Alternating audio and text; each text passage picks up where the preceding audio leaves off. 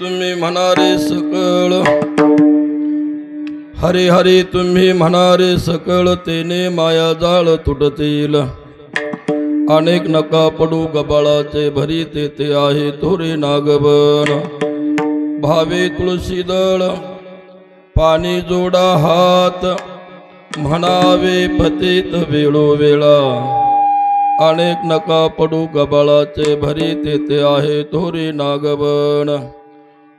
तुका म्हणे हा तव कृपेचा सागर, तुका म्हणे हा तव कृपेचा सागर. नामासाठी पार पाववेल. अनेक नका पडू गबाळाचे भरी, तेथे आहे थोरे नागबन. महायोग पीठे तटे भीमरत्या, वरम पुंडरीकाय धातु मुनींद्रहि. समागत्य तिष्ठन्तमानन्दकन्दं, परब्रह्मलिंगं भजे पांडुरंगं.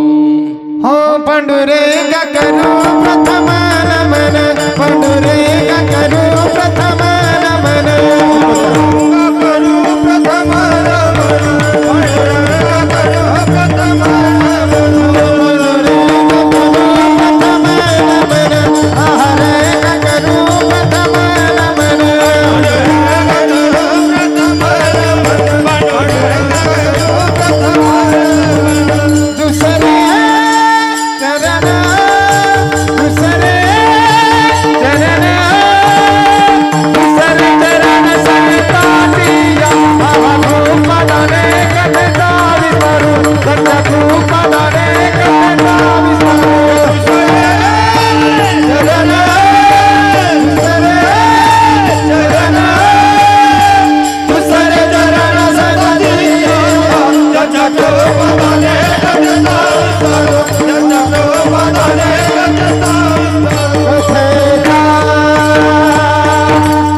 पांडुरंग करू प्रथम नमन, नमन दुसरे चरण संताचे. ओम नमो ज्ञानेश्वरा करुणाकरा दयाळा, तुमचा अनुग्रह लादलो पावन झालो चराचरी. हरी हरी तुम्ही म्हणारे सकळ, तिने माया जाळ तुटतील.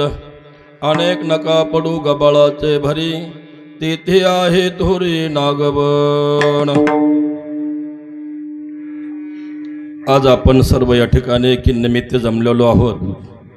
सर्वांना ज्ञात आहे, आपल्यातून जाऊन गेले 1 वर्ष झालं हरुबाई बाजीराव आवारे या आईसाहेब गेलेल्या आहेत. आणि या आईसाहेबांच्या या वर्ष श्राद्धाच्या निमित्तानं जमलेले सर्व आप्तइष्ट पाहुणे मंडळी आणि मान्यवर सर्वांना धन्यवाद देतो. आपण वेळात वेळ काढून या ठिकाणी सर्व त्यांचा निरोप घेण्याकरता आलेले आहात. विठ्ठल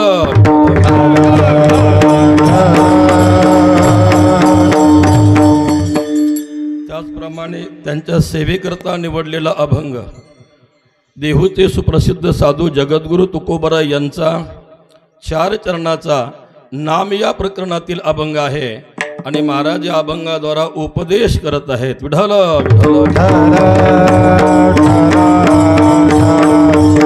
अभंगावर बोलण्यापूर्वी थोडासा परिहार देणं आवश्यक आहे. या ठिकाणी माननीय आपल्या तालुक्याचे आणि सर्वांचे लाडके माजी आमदार दरेकर नाना या ठिकाणी उपस्थित आहेत. त्याचप्रमाणे हरिभक्तीपरायण आमचे गुरुबंधू श्री हरी महाराज पुरी या ठिकाणी उपस्थित आहेत.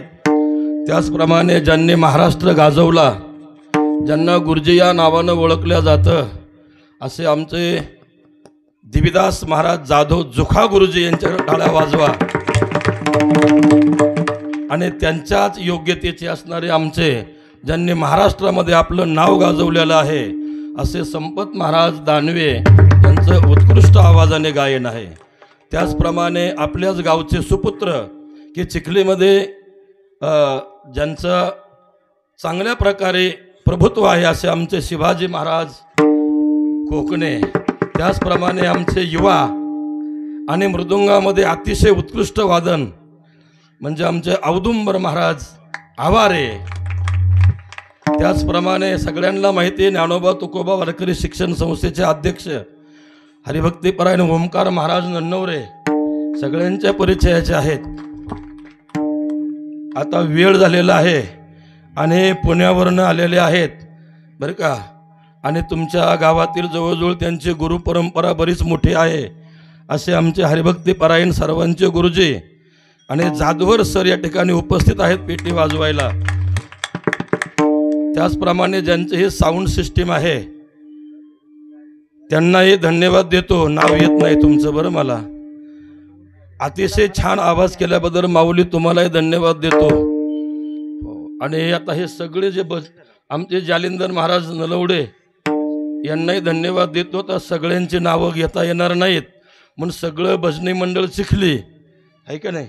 आमचे नाना आहेत सगळे आहेत आणि कीर्तनाचा वेळ जवळजवळ बरं का नाना संपत आल्याची वेळ आहे त्याची. आता यांनी मला आता उभं केलं इथं आहे का. काय आपलं होय खांडातलं बकरू आपलं घरचं असल्यावर कवाय धरून मांडायला येतं. त्याला काय वेळ आणि काळ लागत नाही होय अंकुश मग का लागतो वेळ काळ. म्हणून तात्या ही सगळी भजनी मंडळी बरं का.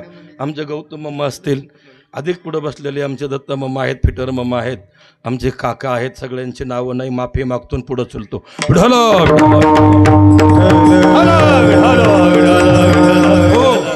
हो ज्यांनी आपल्याला या ठिकाणी कॅशशीट करता येत ना त्यांचं बी नाव येत नाही पण त्यांनाही धन्यवाद देतो. खूप लांबून हे श्रीगोंद्याहून मुलं आलेले आहेत. ओमच्या प्रेमास्तव बोलवल्याने आले बरं का.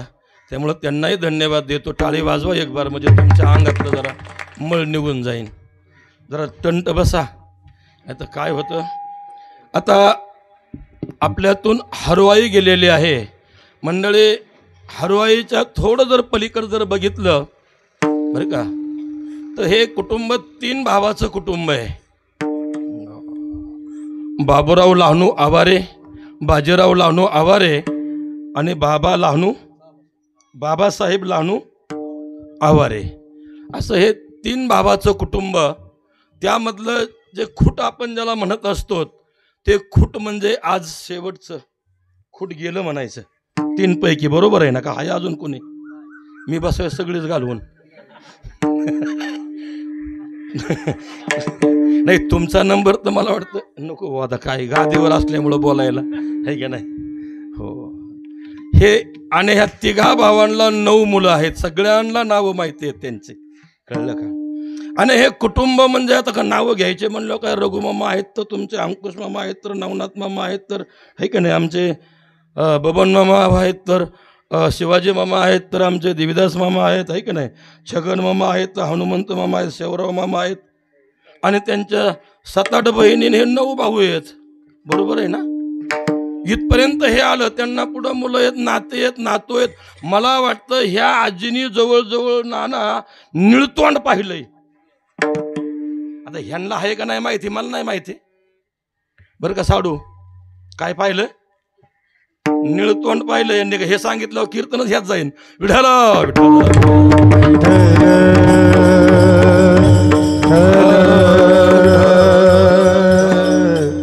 अतिशय छान आणि गोड स्वभाव होता मंडळी. कोणी जर दारातून चाललं ना त्याला ये म्हणण्याची जी वृत्ती असते ना महाराज ती या आईकडे होते. अतिशय प्रेमानं बरं का. भीमराव महाराज तुम्ही आज बसलेत दमले काय. एक वृत्ती ज्याला म्हणतात ती ये म्हणण्याची गोडभर पाणी पाजण्याची गाजभर अन्न घालण्याची ही आपल्या धर्मातली परंपरा आहे मंडळी. काय अतिथी देव भव अतिथी पूजन सांगितलं. अतिथी देव भव आलेल्या माणसाला गोड बोलणे गोडभर पाणी देणे याचं नाव आहे माणुसकी. आणि ही माणुसकीचे संस्कार या घरामध्ये या मातेनंच पेरले आणि म्हणून आज मुलं एवढ्या लांबवर हो कोणी पेसाय आहेत. मला वाटतं यांच्या 2 पेसाय आहेत तर किती 1-2 पोलीस आहेत तर 1-2 हरिभक्त आहेत. तर हे काय साधे आहेत काय आपल्याला हाकलायसारखी आहेत. इथून या घरामध्ये सगळे माणसं म्हणजे परमार्थाला धरून आहेत. कशावरनं एवढं मोठं मंदिर दिसतंय ना, हे खंडोबाचं मंदिर आहे मंडळी. आणि म्हणून करावं तेवढं वर्णन, थोडे थोडं अभंगाकडे बघायचे आपल्याला. विठ्ठल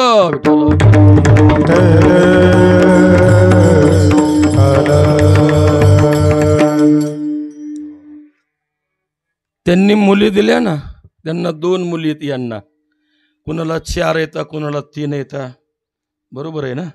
यांना 2 मुली येत आहे की नाही. वैजंता प्रभाकर शिंदे आणि जिजाबाई भाऊसाहेब किरुळकर. आणि 3 मुलं आहेत, बबन बाजीराव आवारे, शिवाजी बाजीराव आवारे आणि देवीदास बाजीराव आवारे. हे 5 संतान आहेत मंडळी. यापैकी जर विचार केला तर जवळजवळ यांच्या नाती पाहिलं तर संगीत विशारद, कुणी अलंकार तबला, कुणी कुठल्या कुठल्या पदावर पोचलेले आहेत. हे सगळ्यात मोठं जर पुण्य कोणाचं असेल तर हरुआईचा हा विस्तार आहे बरं का. आणि प्रभाकर शिंदे आमचे सासरे आहेत ना, यांनी केलेलं हे त्यांचं कर्तव्य आहे. फळ रसाळ गोमटी, फळ रसाळ गोमटी, फळ रसाळ गोमटी, फळ रसाळ गोमटी, शुद्ध बीजा मोठी, फळ रसाळ गोमटी, फळ रसाळ गोमटी, रसाळ गोमटी, फळ रसाळ गोमटी, फळ रसाळ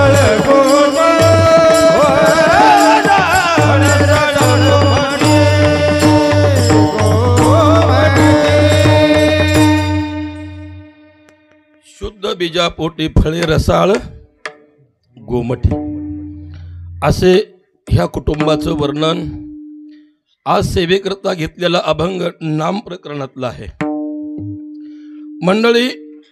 परमार्थामध्ये नामाला किंमत आहे आणि जगामध्ये राजकारणामध्ये नामालाच किंमत आहे. हे जग जे चालतं ना, हे नामावरच चालतं मंडळी. नाम हे साधनामध्ये मांडल्या गेलं. नाम संकीर्तन साधन पै सोपे, जळतेल पापे जन्मांतरीचे. नामाने माणसाच्या अंतकरणातले पाप जळतात, नामाने पुण्याची प्राप्ती होते, नामाने मोक्ष प्राप्त होतो. मुखे नाम हाती मोक्ष, ऐसी साक्ष बहुतांचे, नाम घेता वाया गेला, ऐसा कोणी ऐकिला. नामाचा महिमा खूप मोठा आहे मंडळी. हे नाम एका युगात चालू नाहीये. हे प्रथम सृष्टी निर्माण झाल्यापासून हे नाम चालू आहे. भक्त प्रल्हादाने नामच जपलेलं आहे. अर्जुनाने नामच जपलेलं आहे. हनुमंताने नामच जपलेलं आहे. आणि कलियुगामध्ये साधू संताने हकारोने सांगे तुका, हकारोने सांगे तुका, हकारोने सांगे तुका, हकारोने सांगे तुका. नाम घेता राहू नका, नाम घेता राहू नका, करुणी साध तुका, करुणी साध तुका. नाम घेता राहू नका, नाम घेता राहू नका, हकारोने सांगे तुका, हकारोने सांगे तुका. हे हकारोने सांगे तुका, नाम घेता राहू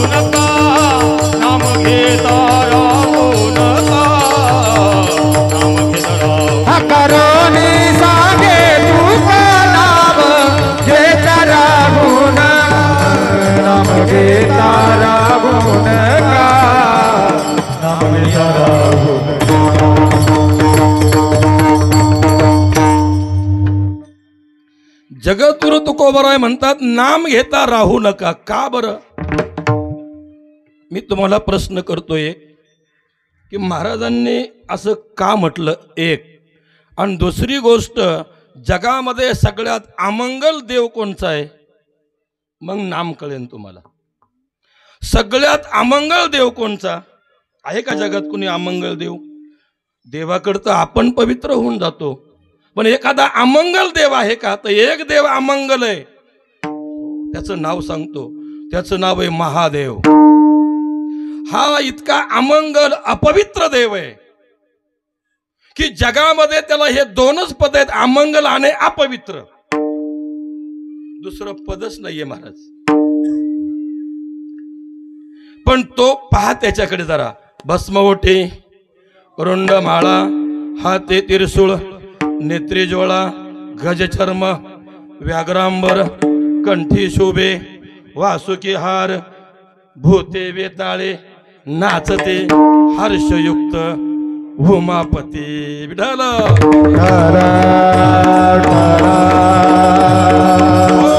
मंडळी, मनुष्य जर गेला ना तर आपण 13 दिवस सुतक पाळतो, पण 13 दिवस तो मशानातली राख आपल्या अंगाला लावतो. ज्याला तुम्ही अपवित्र म्हणता त्याला तो काय करतो? अंगाला चोळतोय महाराज. गळ्यामध्ये रुंड माळा, मेलेल्या माणसाच्या मुंडक्याच्या गळ्यात माळा घालतो. चिता भस्म, गळ्यामध्ये साप अडकवलेला आहे. व्याघ्रांबर पांघरलेलं आहे, म्हणजे लावलेलं आहे त्यानं. सदैव राहतो कुठं? स्मशानामध्ये. त्या देवाला जर शिवायचं म्हटलं तर आपण अपवित्र होतो. असा राहणारा हा देव आहे. असं मी म्हणतो का? नाही. नाम प्रसाद शंभू अविनाशी, नाम प्रसाद शंभू अविनाशी, साधु अमंगल मंगल राशी, साधु अमंगल मंगल राशी.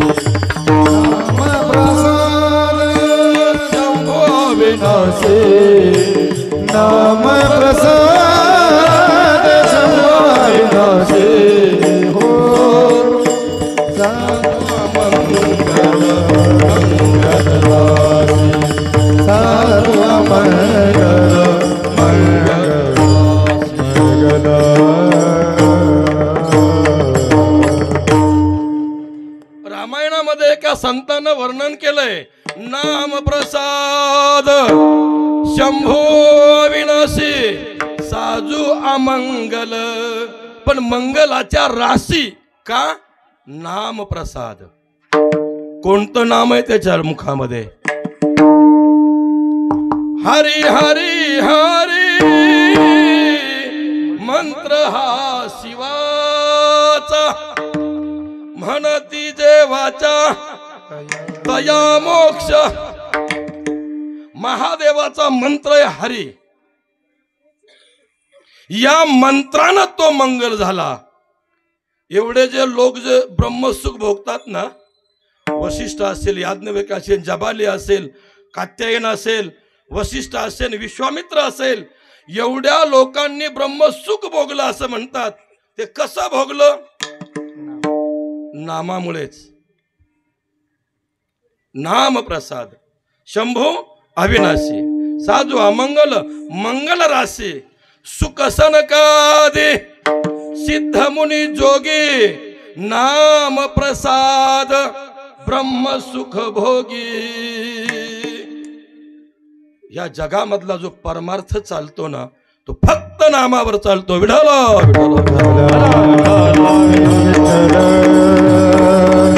विठ्ठल विठ्ठल. म्हणून तर संत नेहमी तुम्हाला सांगतात की बाबांनो, काही नाही केलं तरी चालेल, कामामध्ये काम, काही म्हणा राम राम. पण लोक लोक राम राम म्हणतात का? बघा तुम्ही कीर्तनाला बसले तरी वाट बघतात का वाशी सुटतंय. नाम नको वाटतंय मंडळी. नाम जर नाही घेतलं तर तुमची सुटका कशी होणार? पुढं लय अवघड आहे. नाम सगळ्यात साधं सोपं साधन आहे. ते जर आपण करत नाही, नलगे दंडन मुंडन नलगे पंचाग्नी साधन, काहीच करायची गरज नाही. उठलं की रामकृष्ण हरी म्हणायचे फक्त. या साधनाला कुठला नेमच नाहीये. काळ वेळ नाम उच्चारिता नाही, दोन्हे पक्षी पाय उद्धरती. नामाने मोक्ष मिळतो, नामाने शक्ती मिळते. तुम्हाला माहिती आहे का? जगात जेवढे बलवान आहेत ना ते नामामुळेच आहेत. विठ्ठल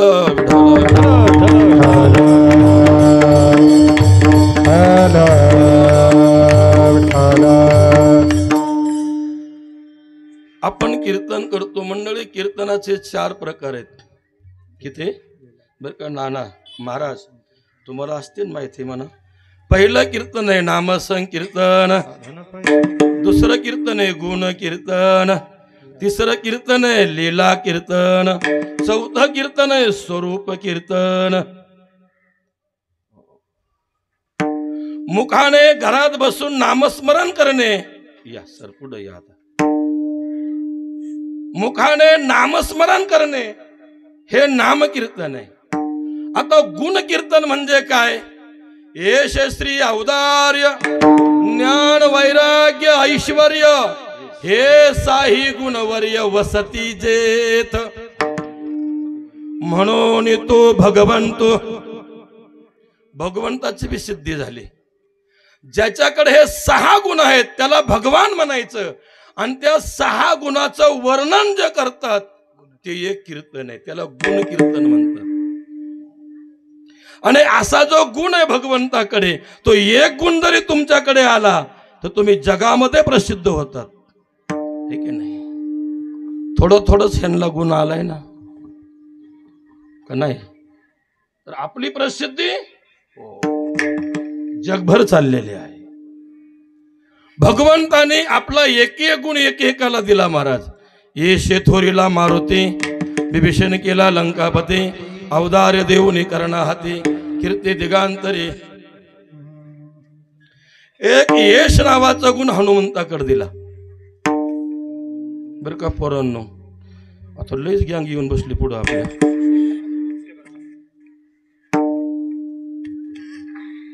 माझ्याकडे बघा, असं बघा ना माझ्याकडे. बघितलं का? हो. एक उदाहरण आलंय रामायणामध्ये. सांगू का? थोडं भजन करा. विठ्ठल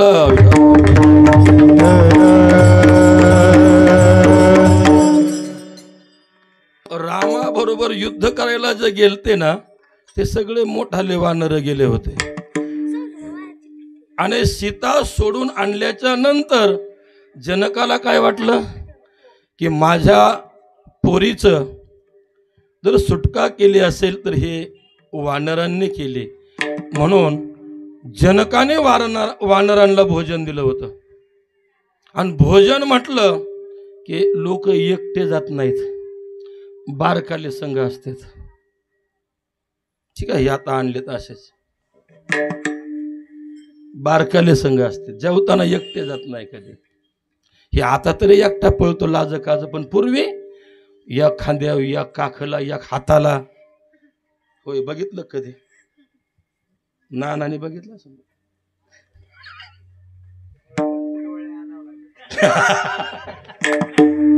म्हणलं नानाशिवाय अनुभव कुणी सांगणार नाही. नाना म्हणले पंतरवळ्याच वाढवावं लागलं एकदा आम्हाला. काही ह्यो प्रकार आहे. आमंत्रण सांगितले 500, लोक आले 1000. का? एका बरोबर एक फ्री. तसं भोजनाचा टायमाला वानरांनी लेकरं बाळ संघ आणली. मग प्रथमतः काय वाढल्या गेलं? पात्र वाढलं जातं. पात्र कशाचे होते? वडाच्या पानाचे का चिचाच्या? वडाच्या पानाचे. पात्र वाढल्याबरोबर 2-4 पिलाने पात्रच हाणली. काय खाल्ली? पात्रच खाल्ली. मग एक पळत रान नेता त्यातला म्हणला थांबा थांबा थांबा हे खायचं नसतं. ते म्हणला हे रोजच खातोय म्हणला आम्ही. तुम्ही तेच आम्हाला वाढलं. आम्हाला वाटलं हेच भोजन आहे. आम्ही ओलं खातो तुम्ही वाढलंय म्हणलं फरक एवढाच आहे. पात्र खायचे थांबले. मग पात्र वाढून झाल्यावर मग मीठ वाढलं गेलं. मीठ वाढल्यावर पूर्वीच्या काळामध्ये भोकराची भाजी करायची. तिचं वर्णन आहे रामायणामध्ये. कशाची भाजी केली? भोकराची भाजी. आता बारकाल्यांना दम निघत नसतो महाराज, पिल्लांना बघा तुम्ही. वाढ होस्तोवर पोरं कधी थांबणार? थांबतच नाहीत. वाढ झाल्याबरोबर एक पंगत वाढली अजून 10 पंक्ती बसलेल्या आहेत. त्या बारक्या पिल्लानं एक भोकर भाजीतलं एक भोकर घेतलं आणि खाण्याकरता दाबलं आणि तोंडाकडे हात गेला. हात तोंडाकडे गेला आणि आतली गुटुळी 5 फूट वर उडली. तो म्हणला माझ्यापासून उडी मारायचा कार्यक्रम ही करते म्हणला. त्याने त्याच्यापेक्षा 1 फूट वर उडी मारली. कोणी? त्या बारक्या पिल्लाने. त्याच्यापाशी थोडी मोठी बहीण बसली होती. ती म्हणली रोज खेळताना मी जास्त उड्या मारते म्हणली आणि ही माझ्या पुढे नखरं करतोय. त्या बहिणीनं उडी मारली ती 10 फुटाची. थोरला भाऊ तिथं. आई ग म्हणला ही माझ्या पुढं काय लावलं यांनी? त्याने 15 फूट उडी मारली. आई म्हणली असं जेवायचं काय म्हणून पलीकडच्या लोकांनी सुरुवात केली नुसत्या उड्या मारायची. जनक राजा वैतागला होता.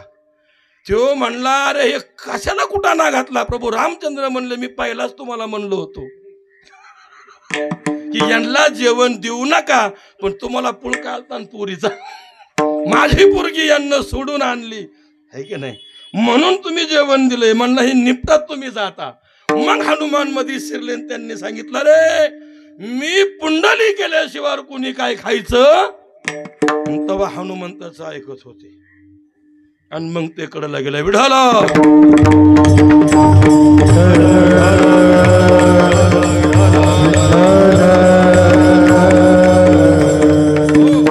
जर का कोणी काय केलं तर मी गदेनच मारीन.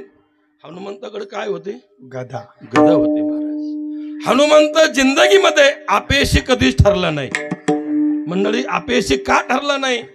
त्याचं कारण तर अभंगातच आहे आपल्या. आता पण भगवंताचा एक गुण त्याला प्राप्त होता. जिंदगीमध्ये आपल्या एकतरी गुण आपल्याकडे देवाचा असावा. बरं असावा. तुम्ही काय करता याच्याशी काही संबंध नाही, पण ईश्वराचे तुम्हाला फक्त 5 गुण दिलेले आहेत. ते म्हणायचेत मला. अजून काहींना वाटलं मग सांगितलं येत काही.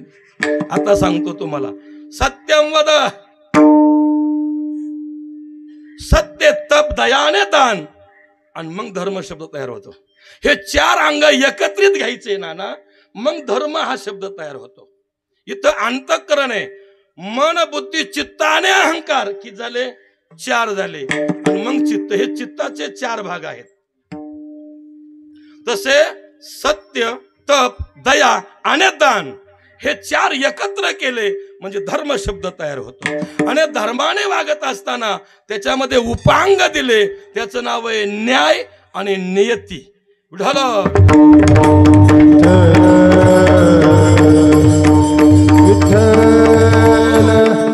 न्याय आणि नियती. न्याय कसा पाहिजे मंडळी? न्यायाने वागणारी मंडळी आपल्या जवळ होऊन गेली. मी तुम्हाला उल्लेख करून सांगतो. आमच्या गावाच्या पलीकडे बघा त्यांचं जन्मस्थान काय नाव आहे? पुण्यश्लोक अहिल्यादेवी होळकर. यांचा न्याय तुम्हाला सांगायचा आहे. मंडळी होळकर घराण्यात दिलेली मुलगी आहे. मुलीनं काटेकोरपणे जर वागून दाखवलं तर अख्खा घराण्याचा उद्धार होतो. मंडळी त्यांनी दोन्हीकडचा उद्धार केला. एक शिंदे घराण्याचा केला आणि एक होळकर घराण्याचा केला. होळकर होते इंदूरचे आणि शिंदे मानकोजी शिंदे चोंडी जामखेड तालुका नगर जिल्ह्यातले येत. 12व्या वर्षी लग्न झालं. मल्हारराव होळकरांनी ही पारख केली.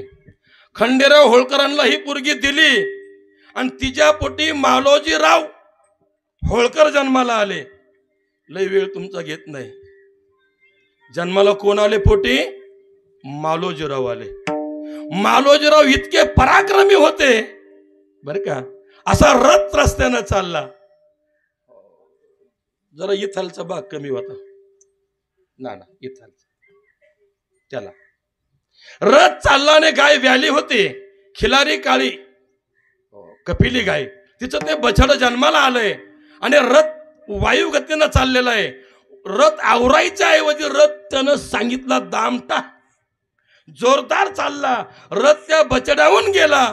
बछड्याचा जीव गेला आणि बछडा जाग्यावर खलास झाला. पाठीमागनं अहिल्या देवीचा रथ आला आणि गाय हंबरते. डोळ्यातून पाणी येतंय. बछड रक्तबंबळ झालंय. गाय हंबरती जवळ त्या वासराच्या. आईसाहेबांनी रथ उभा केला. खाली उतरल्या. त्या वासराला उचललं, गळ्याला लावलं, गायीला चोंभाळलं आणि समाजाला विचारलं हे कृत्य केलं कोणी. आता कोणी सांगायचं तुमच्या सुपुत्रानं केलं म्हणून. कोणी सांगायचं. कोणी सांगा ना. एका म्हाताऱ्यानं सांगितलं राणी साहेब हे मालोजीराव तुमचे सुपुत्र युवराजांच्या हातून घडलंय. रथामध्ये बसल्या आणि महालात गेल्या आणि त्यांची पत्नी पुढे उभी केली आणि तिच्या पुढे 4च वाक्य बोलल्या. काय बोलल्या. बाई एखाद्या आईचा मुलगा जर एखाद्यानं तिच्या देखता जर मारला तर त्या मारणाऱ्याला काय शिक्षा केली पाहिजे याचं उत्तर मला दे. त्या मुलीनं सांगितलं त्याची त्याचप्रमाणे हत्या केली पाहिजे. केली पाहिजे ना. मग अशी शिक्षा दिली पाहिजे ना. हा हे कोणीही करो. माझा पुत्र असो या तुझा पुत्र असो, तुझा पती असो या जगातला कोणीही असो, शिक्षा काय दिली पाहिजे. मृत्यूदंड तसाच दिला पाहिजे. तसाच रथ माघारी काढला. फक्त परवानगी घेतली कोणाची. जिचा पती होता तिची. बाकी कोणाचीच नाही घेतली. आणि आदेश दिला याचे हातपाय बांधा आणि त्या गायीपाशी नेऊन टाका. आणि सरदाराला सांगितलं रथ घे आणि याच्या अंगावर चालेव हा मेला पाहिजे. राज्य चालवायचं कसं. रथामध्ये कोणीच बसत नाहीये. कोणी नाही बसलं. रथ चालवायला कोणीच नाही बसलं. अखेर शेवटी स्वतः गेल्या आणि स्वतःनं रथ चालवला आणि वायुगतीनं रथ आणला. तेवढ्यामध्ये ती गाय उठली ना त्याला आडवी गेली आणि उभी राहिली. जिचं बछड मेलं होतं ती गाय आडवी उभी राहिली. काय माया असेल गायीमध्ये. गायीचं वर्णन इतकं केलंय महाराज अभंगांमध्ये. गायीचं रे डोंगरी चित्त बांधिले वत्स घरी. का. गायीचं लक्ष आपल्या बछडावर आहे. तेवढंच नाही न्याय करणाऱ्या ह्या देवीला त्या गायीनं साथ दिली आणि आडवी आली. रथ उभा राहिला आणि जनतेने हात जोडले. राणी साहेब ऐका या गायीचं म्हणणं आहे याला मारू नका. मग खाली उतरली. याला काय म्हणतात. याला काय म्हणतात महाराज साहेब. न्याय म्हणतात याला. का अजून सांगू एखादा करा भजन. विठ्ठल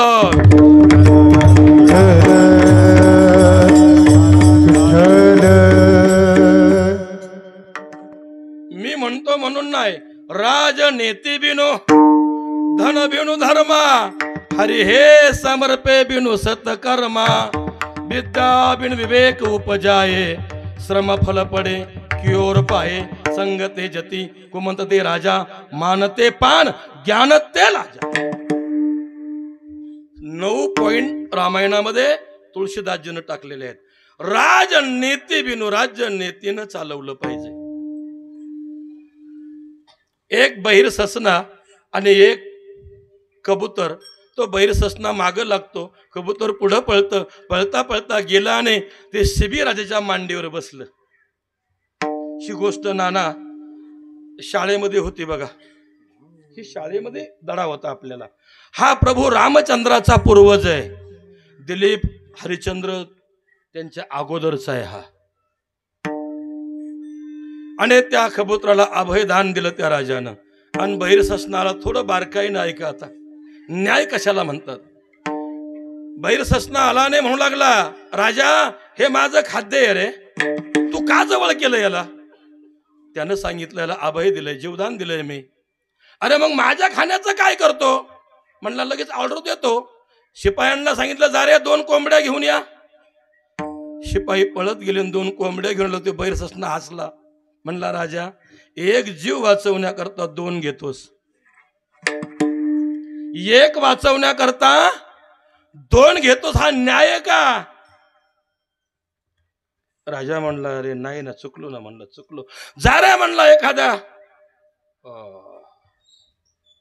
घेऊन या विकत 4-2 किलो. बहिर ससना म्हणला आम्ही पक्षी असे आहोत, मेल्याले मडे खात नाहीत. मेल्याले मडे कोण खातात? होय नाना, राग येईन काय? काय आता नाही ना, मी तुम्हाला नाही, ह्यांना म्हणतोय मी. तुम्हाला मी माझ्यात घेतलेलं आहे, तुम्हाला मी माझ्या कव्हर मध्ये घेतलंय बर. साऊंडच्या त्या पक्वाच्यापासून अलीकडचे आपले आहेत सगळे. ह्यांना विचारायचं बहिर ससना काय म्हणतो? आम्ही मेलेले मडे खात नाही, आम्ही जिवंत पक्षी खातो. कळलं का? मी म्हणलं मग मेलेले कोण खाते मला सांग तरी, मला माहित नाही. ते म्हणला भेटते बरोबर, तुम्हाला काय टेन्शन घ्यायचं कारण नाही. करा बरोबर हात कोणाच्या गाळ्यात माळा येतात. करा वर चांगले चांगले वर करा. अयो महिलात कुणीच नाही काय?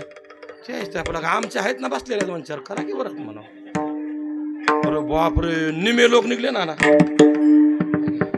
आता खाली करा आणि ज्यांच्या गळ्यात माळा नाही त्यांनी वर करा. माळा नाही त्यांनी मेलला का आता कोंबड्या खाल्ल्या होणे जरा बरे.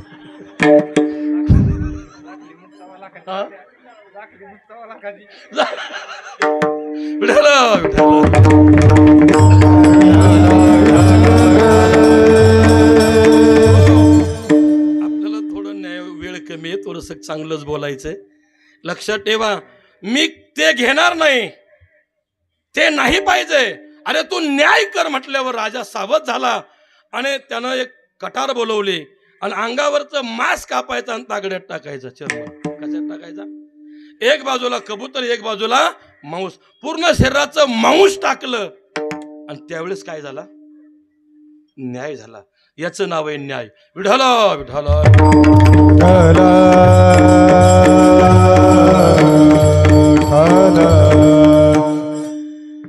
नियत सांगायचे का? नियत सांगतो कशी असते. 2 गोष्टी सांभाळायच्यात, फक्त न्याय आणि नियत. काय नाही सांभाळायचं सर? काय सांभाळायचे? नियत. छत्रपती शिवाजी महाराज कर्नाटक जिंकलं, आंध्रात प्रवेश केला, आंध्रही निमार्ध ताब्यात घेतलं आणि परतीचा प्रवास चालू केला. महाराज माघारी फिरले. माघारी येता येता धारवाड जिल्ह्यामध्ये यदवाड नावाचं गाव आहे. हे सगळ्याला माहिती आहे. धारवाड जिल्ह्यामध्ये यदवाड नावाचं गाव आहे आणि तिथं एक किल्ला जिंकण्याचा राहिला होता.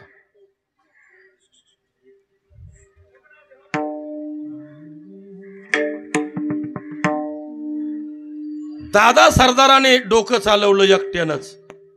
म्हणला हा किल्ला घ्यायचा आणि आपल्याला मगच महाराष्ट्रामध्ये शिरायचं. म्हणून कर्नाटक मधला हा एक किल्ला घेण्याकरता दादा सरदार गेला. पण त्याला माहित नाही या किल्ल्याची किल्लेदारीन सावित्रीबाई देसाई आहे. एक स्त्री आहे, अति लढणारी स्त्री आहे ही. दादाने लय बळ लावलं पण दादा हारलेच आमचे. सावित्रीबाई देसाई पुढं शिवाजी महाराजांचा एक सरदार हार मानून माघारी आला पण मध्यवर्ती थांबला. महाराजांना तोंड कसं दाखवायचं? एका स्त्रीने आपल्याला हरवलंय, तोंड कसं दाखवायचं? म्हणून जाग्यावर थांबला आणि परत बळ तयार केलं, सैनिक गोळा केलं आणि त्यानं परत चढाव केला आणि असा निकरटीनं लढला आणि सावित्रीबाई हारल्या. हरल्या आणि नजर कैद झाल्या. नजर कैदीमध्ये त्यांना घेऊन येतायत. तेवढ्यामध्ये तिने आपलं बारकं बाळ उचललं, कडेवर घेतलं आणि चला म्हटले महाराजांकडे. महाराजांकडे येते, आली जवळ जवळ. महाराजांना बसलेलं बघितल्यावर तिनं काय केलं, आपल्या कडेवरचं पोरग महाराजांच्या मांडीवर मांडलं आणि मागं सरकले आणि 2-3 वाक्य बोलले. महाराज, मी तुमची कैदी आहे, मी तुमची अपराधी आहे. जी शिक्षा करायची ती मला करा, पण माझ्या ह्या निष्पाप बालकानं काहीही तुमचं केलं नाही, त्याला कुठलीही शिक्षा करू नका. महाराजांनी आपल्या सरदारला इशारा केला. सरदार पळत गेला. एक वाटीमध्ये दूध आणलं, 1 चमचा आणला. महाराजांनी स्वतःच्या हातानं त्या बाळाला दूध पाजलं आणि दूध पाजून झाल्यावर महाराज काय म्हणतात ते पहा. हा आमचा भाचा आहे आणि हा जर आमचा भाचा आहे तर तुम्ही कोण झाल्या आमच्या? तुम्ही आमच्या भगिनी झाल्या. आणि असा कोणता जगामध्ये भाऊ आहे की तो बहिणीचं राज्य हडप करतो, बहिणीला कैद करतो, बेड्या ठोकतो, जेलमध्ये टाकतो? असा कोणता भाऊ आहे? मग तुमचं राज्य तुम्हाला परत 10 मिनिटात तुमचं राज्य तुम्हाला परत दिल्या जाईल. नंतर चोळी बांगडी म्हणून तुम्हाला एक राज्य जोडून दिल्या जाईल. आणि हा आमचा भाचा आहे ना, याला सुद्धा एक वतन म्हणून दुसरं राज्य दिल्या जाईल. याला म्हणतात नियत. नियत आपली जाग्यावर असावी. आता कीर्तनकाराच्याच नियती बिघडायला लागल्यात. का बिघडलेले कीर्तनकार झालेत? बिघडाला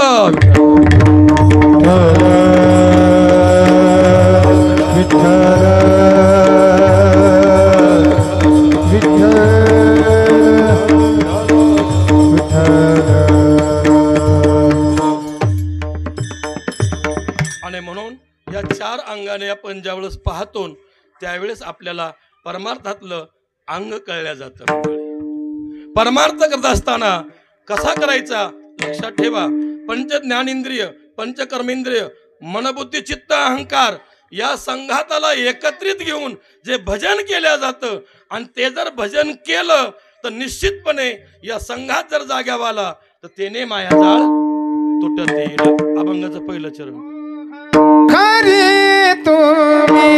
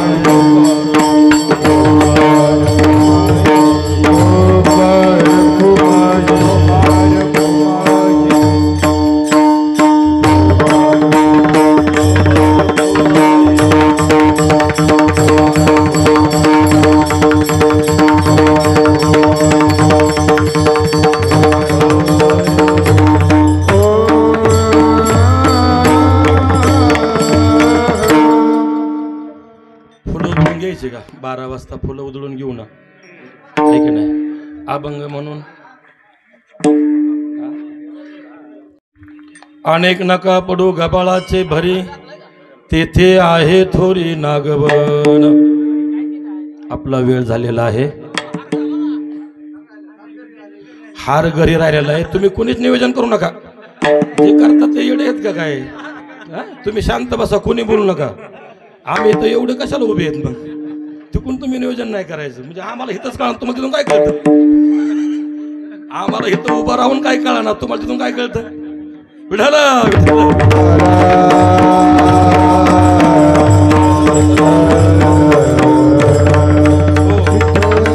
जाऊ द्या, आपला वेळ थोडाला विनोद सोडून द्या.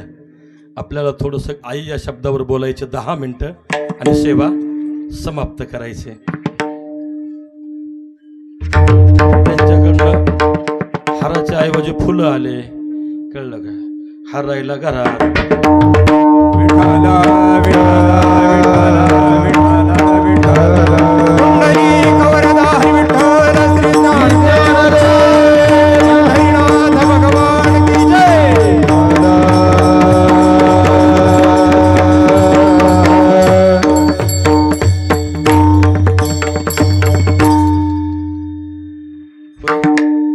हारच त्यांच्या हाताने घालते सगळं माझ्या.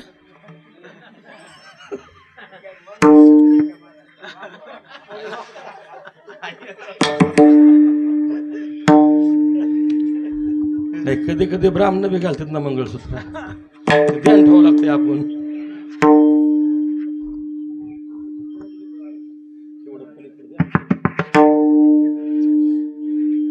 आपल्याला वेळ कमी दिलाय, अजून 10-15 मिनिटं दिलीत, 12 वाजलेत. आपलं कीर्तन 10:30 पावणे 11ला सुरू झालेलं आहे, त्याच्यामुळं वेळ खूप कमी आहे. चला विठ्ठल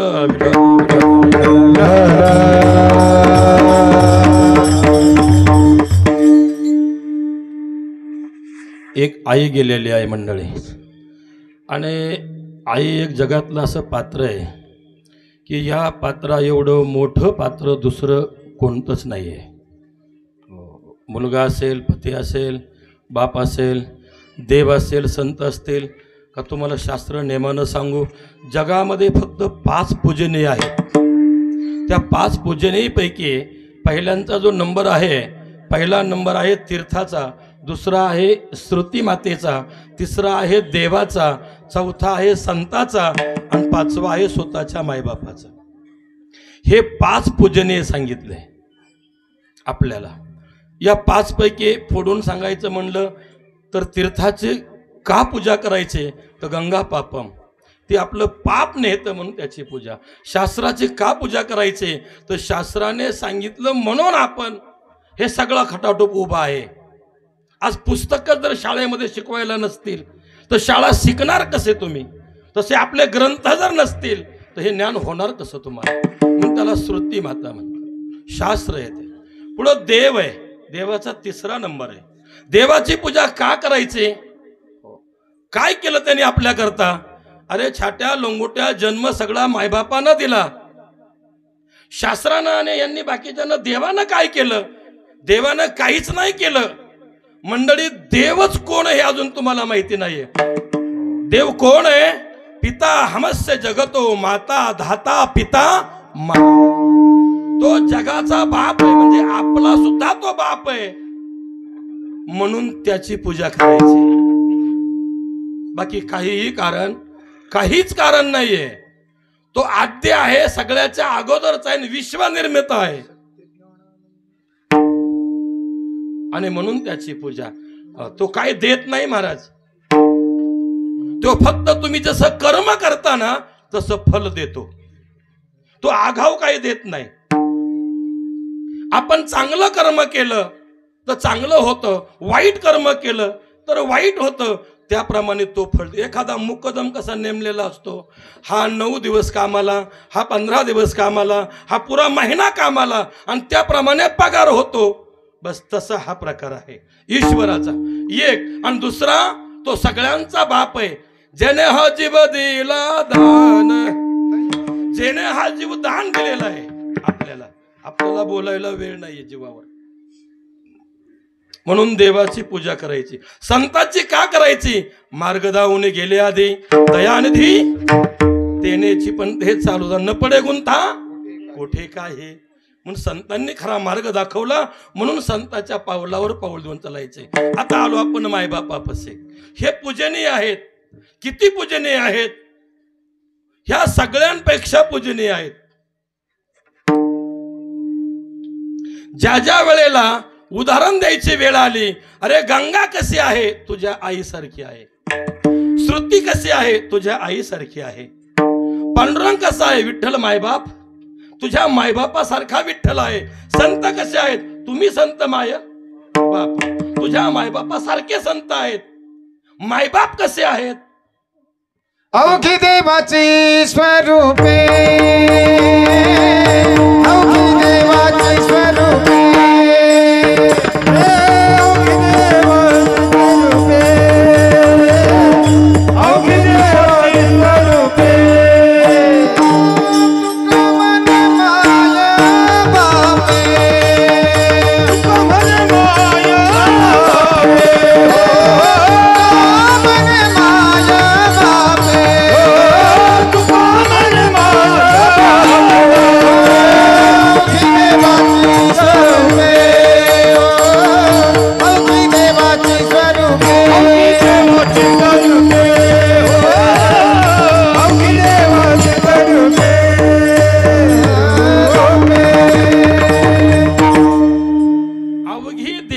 स्वरूपे मायबाप कैसे? तर निवळ देवासारखे आहेत. देव फिक्के पडतील त्यांच्या पुढे. सकळ तीर्थाचे धुरेन जे का माता तयाची शरीरे. मायबाप केवळ काशी आणि त्याने न जावे तीर्थासी. मायबाप हेच काशी आहे.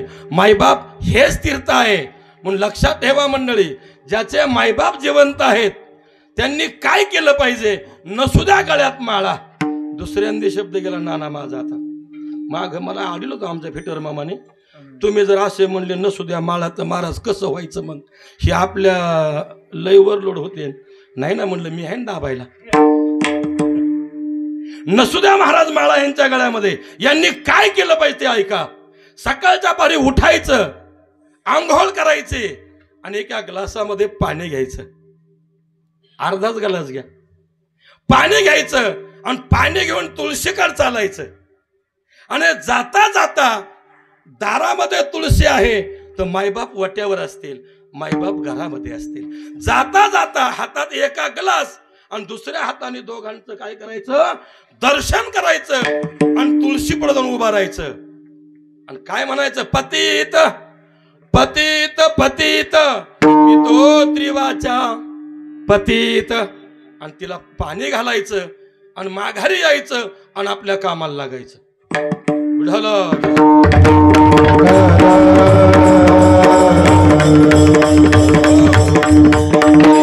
त्याचा उद्धार आहे महाराज. कळलं? तरी सुद्धा उद्धार आहे त्याचा. एवढाच कर का? अरे सगळ्या देवांचे देव आपले मायबाप आपल्या घरामध्ये आहेत ना. कशाला पळतो इकडं रामाला घेण्यान देण्याचं? मायबापामध्ये पण फरक झाला नाना, सांगतोच तेवढा. आता सकळ तीर्थाचे दुरेन जे का माता पितरे. आता पित्यामध्ये मातेमध्ये फरक झाला. आपण माग पडलो जरा. आता आईचा नंबर जरा पुढंच लागतो असं वर्णन केलं आणि मी चांगल्या मोठ्यांच्या मुखातून मी ऐकलं. तसं नाही तुम्हाला सांगायचं. 22 वर्षाचा जर संन्यासी असेल, 22 वय वर्षाचा जर संन्यासी असेल आणि तो जर दंडी असेल, दंडी कळतो ना? दंडी म्हणजे हातात दंडा असतो, वर झेंडा असतो, सदैव खांद्यावर घेतलेला. तो जर पंढरपूरला जर गेला तर त्याने पांडुरंगापुढे नतमस्तक नाही व्हायचं. खांद्यावरचा दंडा फक्त पांडुरंगाच्या पायाला चिटकवायचा. एवढा मोठा अधिकार त्या संन्यासाचा असतो. जर तो ज्ञानोबारायांकडे जर आळंदीला गेला तर समाधीवर डोकं नाही टेकवायचं. तो दंडा काढायचा आणि फक्त त्या समाधीला चिटकवायचा. वाकायचं सुद्धा नाही तरी चालतं. याला दंडी संन्यासी म्हणतात. असा संन्यासी जर समोरून जर आला आणि त्याचा 50-55 वर्ष जर बाप असेल आणि 22 वर्ष जर संन्यासी असेल, त्या बापानं साष्टांग दंडवत त्या संन्याशाला घालायचा. इथं फरक झाला. थोडा मी आईवर बोलतोय, पण जर त्याची आई जर पुढून येत असेल आणि हा संन्यासी जर इकडून चालला असेल, तर त्या संन्याशानं हातातला दंडा असा दंडवत फेकून द्यायचा आणि जसा दंडा पडतो असं जाऊन त्या आईच्या पाया पडायचं. एवढी आई मोठी आहे. आईचं पात्र सांगताना मी काय सांगणार आहे हो, तिडपून जा. लईच मोठी आहे महाराज. देवाने विचार केला, अरे मला पृथ्वीवर जायचंय. मग देव म्हणले जा ना. अरे जा म्हणजे काय, तसं असतं होय. या मृत्यू लोकातला नेम आहे, कुणाच्या तरी पोटी जावं लागतं, कुणाच्या तरी पोटी जावं लागतं. म्हणजे आई ही मानली देवानं आणि तिच्या पोटी जन्म घेतल्यावर ते खाल्ले. कळलं? देवानं सुद्धा मुख पसरवणे दावी मातेला तिथं देवाला हाणला होता क्षमतेनं. देवाला सुद्धा यायचं असेल तर एका आईचा काय घ्यावा लागतो, आश्रयच घ्यावा लागतो. तसं देवाला सुद्धा येता येत नाहीये. हे झालं शास्त्रातूनचं वर्णन. कवर सांगू तुम्हाला, तुमच्या अनुभवाचं सांगतो. करा भजन थोडं. विढल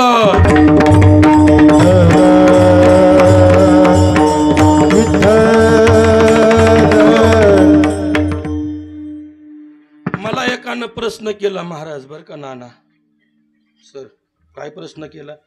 जो तो महाराज उठतो आणि आईबापावरच बोलतो. जो तो महाराज उठतो आणि तो आईबापावरच बोलतो. मी म्हणलो तुला आईबाप आहेत का हे पहिलं सांग मला. आहेत का? म्हणलं आहेत ना. अरे मग तुला जर आईबाप आहेत तर तू असा का बोलतो? बोलू दे ना. म्हणलं काय एवढं विशेष आहे? अरे त्यांनी जन्म दिला.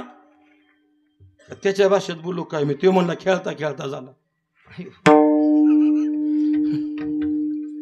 म्हणून मी सुद्धा तुम्हाला सांगतो, जन्माला मी पण किंमत देत नाही. नाना थोडं बारकाईने ऐकायचे चिंतन. आता जन्म दिला ही विशेषता मुळीच नाहीये महाराज. जन्म एका टायमाला डुकरीन 12 पिल्लाला देते, विशेषता आहे का? अजिबात नाही महाराज. मग विशेषता कुठं आहे नेमकी? अरे बाबा, तुझ्या आईनं जन्म दिल्यानंतर दिवसातून 25 वेळा तुझी लंगोटी धुतली ना.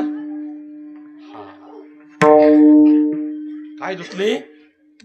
लंगोटी धुतली आईनं. हे तर लय गहू नाही. 52चा 62चा 72चे दुष्काळ पाहिलेली माणसं अजून जिवंत आहेत महाराज. एका घरामध्ये एक भाकरी असायची, एक व एक. 3-3 4-4 मुलं त्यांना. 3-3 4-4 काहींना 5-5 आहे का नाही, 7-7 मुलं. म्हणजे त्यावेळेस जराशी थोडं मनोबळ मोठं होतं ना, व्यापक दृष्टी होती. आता संकोचित झाल्यामुळे कमी झालेत. खायला होतं पण इतकाली मुलं होते. जर कदा काळी आई जर जेवायला बसली मंडळी आणि तिच्या ताटाला जर मुलांनी जर गराडा घातला तर हिच्या तोंडात कधी घास जात होता का? लेकराकडे बघावं, आपला हात आवरावा. ती एक भाकरी कशी खायची? म्हणून आईनं आपला हात आवरावा, पदर पुढं वळावा, आतून अश्रू ढाळावेत आणि लेकरांना ते खाऊन द्यावं. असे मोठमोठे दुष्काळ ज्या आईनं पार पाडले त्यांच्याच लेकरांना हे कळण कसं असतं ते. बाकीच्यांना नाही कळायचं आई म्हणजे काय चीज आहे. कदा काळी ते बरबडा पाहिला का? बरबडा, त्याला आता चित्रपट बी खात नाहीत महाराज. ते बरबडा आणायचा, तो कुटायचा, उपणायचा, त्यातले ते दाणे काढायचे, कुठं पसाभर त्याच्यामध्ये ज्वारी काहीतरी निलू घालायचा, ते भरडायचं, दळायचं आणि त्याचे ते करून भाकरी चणे घालायचे लेकराला आणि स्वतःला. अशा ज्या आईनं लेकरं जगवले महाराज अर्ध्या पोटावर राहून, तिला म्हणतात लेकुराचे हित लेकुराचे हित लेकुराचे हित लेकुराचे हित लेकुराचे हित लेकुराचे हित लेकुराचे हित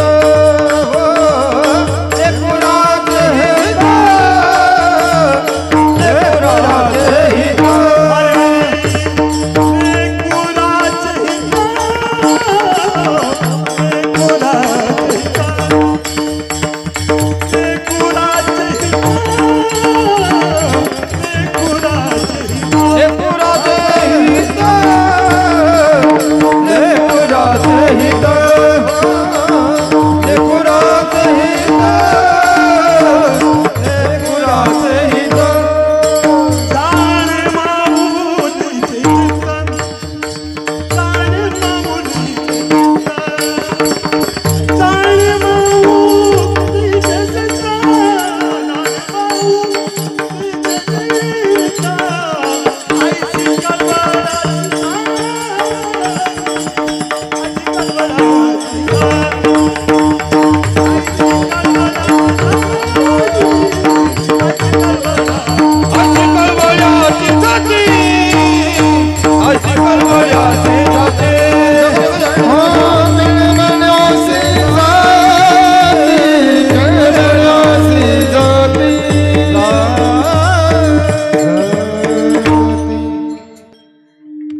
आणि अशाच प्रकारे या कुटुंबाने सुद्धा या मातेनं या पित्यानं आणि या पूर्ण आभारी परिवारानं असे दिवस होते बरं काही दिवस तुमच्याकडे बी काढलेले आहेत. हे हरू आई कशा कशा पद्धतीनं या मुलांचं पोषण केलं हे सगळ्यांना माहिती आहे महाराज. आम्ही सांगण्याची काही गरज नाही आहे. आणि त्या मुलांना चांगल्या प्रकारे संस्कार देऊन आज मोठ्या पदावर एक मुलगा गावचा सरपंच झाला, एक मुलगा आज PSI आहे, एक मुलगा चांगल्या प्रकारे हरिभक्त आहे, विशारदपर्यंत गाणं शिकून भजन सम्राट बनले. त्यांच्या मुली तशाच, त्यांच्या नाती तशाच आहेत. सगळ्या चांगल्या प्रकारे हे संस्कार दिलेले आहेत आणि चांगल्या प्रकारे हे कुटुंब आज माणसामध्ये जे आलेलं आहे ते या मायबापाच्याच पुण्याईनं आलंय म्हणायला हरकत नाही. आपला वेळ संपलेला आहे बरं का अंकुश मामा. आता मला वाटतं उरकवा अंकुश मामा बघा. मग आम्ही कीर्तन करा येडे म्हणून झालो काय? आम्हाला माहिती अध्यक्ष कोणीकडे घेते ना, म्हणून आता आपण खरोखरच जागेवर सुट्टी घेऊ. तुम्हाला उशीर नको. ज्ञानेश्वर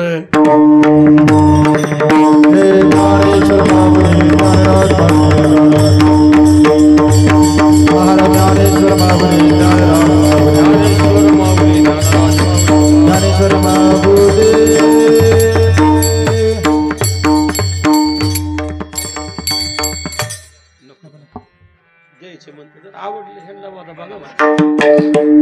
नाही नाही नको का? बर बर बर.